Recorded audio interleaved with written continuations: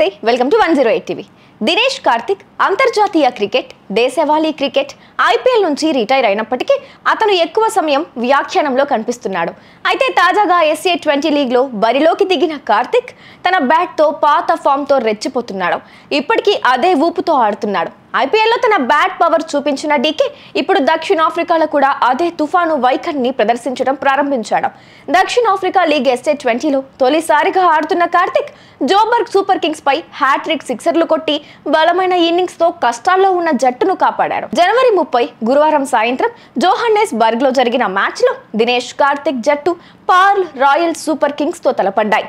ఈ మొత్తం సీజన్ లో పార్ల్ రాయల్స్ ఇప్పటి వరకు అత్యధిక విజయాలతో మొదటి స్థానాన్ని కైవసం చేసుకుంది. ప్రతి మ్యాచ్ లోనూ వేరువేరు ఆటగాళ్లు జట్టుకు కీలక పాత్ర పోషించడమే ఇందుకు కారణం. ఈసారి నిరాశపరచని కార్తిక్ వంతు వచ్చింది. కేవలం 40 పరుగులకే 4 వికెట్లు కోల్పోయిన తన జట్టును 150 పరుగుల విలువైన స్కోర్ కు చేర్చాడు. కార్తిక్ బ్యాటింగ్ కు వచ్చే సమయానికి పార్ల్ 5.1 ఓవర్లలో కేవలం 40 పరుగులకే 4 వికెట్ కోల్పోయింది. ఆ తరువాత 68 పరుగుల వద్ద 5వ వికెట్ కూడా పడిపోయింది. ఇటువంటి పరిస్థితుల్లో బాధ్యతంతా సీనియర్ బ్యాట్స్మెన్ కార్తిక్ పైనే ఉంది. భారత మాజీ వికెట్ కీపర్ తన అనుభవాన్ని పంచుకుని జోబర్గ్ బౌలర్లకు గుణపాఠం నేర్పాడు. కార్తిక్ 4లు, సిక్సర్ల వర్షం కురిపించాడు. ఈ సమయంలో 13వ ఓవర్లో కార్తిక్ స్పిన్నర్ విహాన్ లూబా బంతులను వరుసగా 3 సిక్సర్లు కొట్టి సంచలనం సృష్టించాడు.